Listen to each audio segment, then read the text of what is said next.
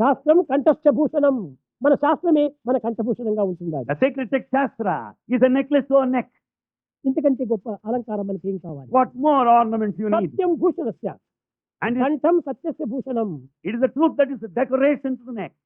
ఈ సత్యం అనేటువంటిది ఈనాడు మనం కోల్పోతున్నాము. And we have lost this truth. అసత్యానికంతా ఆవరించిపోతున్నాము. We are carried away by falsehood. అసత్యానికంతా మురిసిపోతున్నాము. We are happy with the lies. ఇది కాదు మనకు కావాల్సింది. సత్యమే భూషణం. సత్యం నాస్తి పరో ధర్మః. Truth is the real decoration. There is no principle beyond truth. జగత్తును రక్షించేదంతా సత్యమే. The whole world is sustained by జగత్తును truth. పోషించేదంతా ప్రేమనే. And it's love that protects the జగత్తును world. పోషించేదంతా అహింసనే. And it's non-violence that protects the world. ప్రేమ సత్యము అహింస ఒక్క ఐకమత్యంతో మనకు ప్రారంభమవుతుంది. Therefore, the love, the truth and non-violence, they stand as trinity, unity in the three ఇది ఒక principles. వస్త్రము. There's a cloth.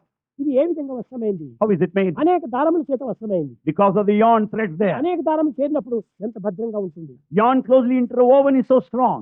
ఈ దారములు ఒక్కొక్కటి తీస్తే చాలా సులభంగా తెంచివేసి If you separate out the threads, you can cut it off easily. అన్ని పార్టీల వారు, All party people, అన్ని తెగల వారు, all people, అన్ని సంస్కృతుల వారు, of all ideologies, అన్ని సంస్కారముల వారు of all types. ఏకమైనప్పుడు భారతదేశాన్ని ఎవరు కూడా ఏం చేయలేదు. If people of different ideologies, of different feelings and faiths stand కానీ united, none can touch us. అనేక విధమైన భయభ్రాంతులకు గురి అయిపోతున్నారు. Today we are fear-stricken. ఏ పాకిస్తాన్ వారు వస్తుందో, ఏ చైనా వారు వస్తుందో, ఏ రష్యా వారు వస్తుందో, ఏ అమెరికా వారు వస్తుందో, ఇది కల్ల భారతదేశంలో ఇలాంటి వారులే రావు. There can be no war in Bharat.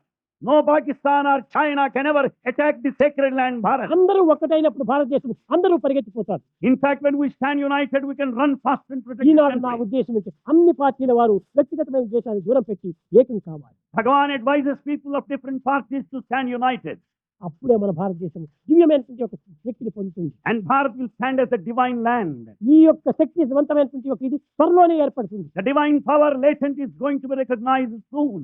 కనుక ప్రజలందరూ కూడాను ఈ భేదాలకు దూరం చేసి ప్రేమతత్వంతో ఏకం చేయాలి. People should give up differences and should stand united. ఇప్పుడు పరిపాలనా పరిస్థితి చాలా ఉత్తమంగా ఉంటుండాలి. The present administration noble and good. దీనిని మనం పోషించుకుంటూ పోవాలి. We should safeguard it. ఒక దివ్యత్వాన్ని, దైవత్వాన్ని, ప్రేమతత్వాన్ని పెంచేటువంటి ఈ యొక్క సంస్థ మాత్రమే.